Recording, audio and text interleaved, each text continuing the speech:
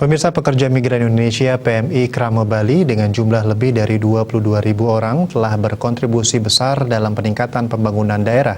Namun keberadaan PMI Krama Bali ini belum terdata dengan baik serta belum mendapatkan perlakuan dan perlindungan yang memadai dari pemerintah provinsi sehingga perlu diberikan perlindungan baik sebelum, selama, dan setelah bekerja atau kembali ke Bali.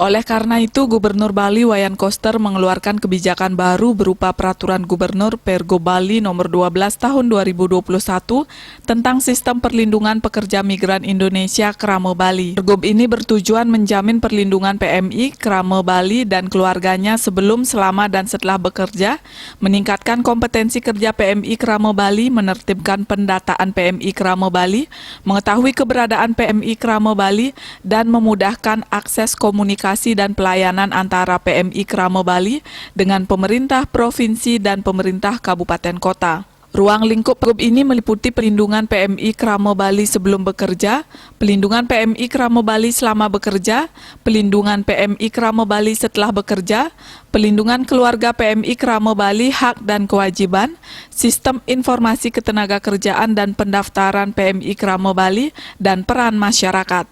PMI Krama Bali diharapkan melakukan pendaftaran dan pembaruan data diri melalui laman sisnaker.baliprof.go.id dengan mengunggah antara lain KTP, kartu keluarga, sertifikat kompetensi kerja atau sertifikat ijazah keterampilan, ijazah pendidikan formal, perjanjian kerja laut, paspor, dan sebagainya. PMI Krama Bali yang sudah mendaftar akan diberikan kartu identitas PMI Krama Bali.